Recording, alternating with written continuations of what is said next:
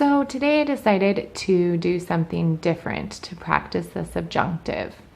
And I decided to put my movie in English and the subtitles in Spanish and see when they were using the subjunctive, specifically the past subjunctive, because that's what I'm working on in my Spanish class.